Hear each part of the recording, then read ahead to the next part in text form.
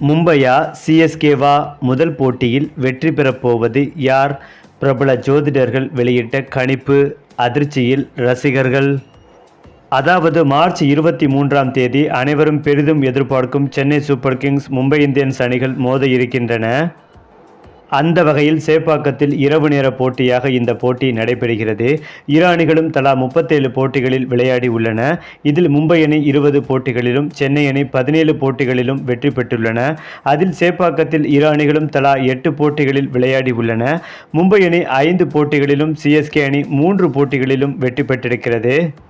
அதேபோல் ஒட்டுமொத்த போட்டிகளிலும் சேப்பாக்கத்திலும் சிஎஸ்கே அணி மீது மும்பை அணியே ஆதிக்கம் செலுத்தியிருக்கிறது. இருந்தாலும் கடந்த சில ஆண்டுகளாகவே சிஎஸ்கே அணியே மும்பை அணிகளுக்கு எதிரான போட்டிகளில் வெற்றி பெற்று வருகிறது. மேலும் சிஎஸ்கே அணி தொடர்ந்து வெற்றிகளை குவித்து மும்பையின் ஆதிக்கத்தை முடிவுக்கு கொண்டு வர முயலும். இரு அணிகளும் தலா 5 கோப்பைகளை வென்றவை என்பதை நான் சொல்லி தெரிய வேண்டியதில்லை.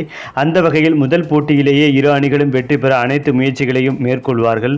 குறிப்பாக மும்பை அணியின் கேப்டனான ஹர்திக் பாண்டியா சிஎஸ்கே அணிக்கு எதிராக விளையாட மாட்டார் என்றே சொல்லலாம். இதனால் சிஎஸ்கே அணிக்கு எதிராக மும்பை இந்தியன்ஸ் அணியில் ஹர்திக் பாண்டியாவுக்கு பதில் யார் கேப்டன்சியை பார்த்து கொள்வார், யார் அவருடைய இடத்தில் விளையாடுவார், மும்பை இந்தியன்ஸ் அணியின் பிளேயிங் 11 எப்படி இருக்கும் என்பதை பார்ப்போம்.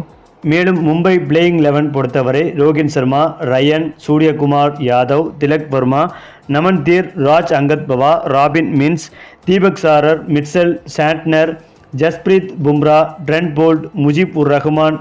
அதேபோல் சிஎஸ்கே அணிக்கு எதிரான முதல் போட்டியில் ஹர்திக் பாண்டியா விளையாட மாட்டார் என்பதால் அவருக்கு பதில் ராஜ் அங்கத் பவாவை சேர்ப்பார்கள்.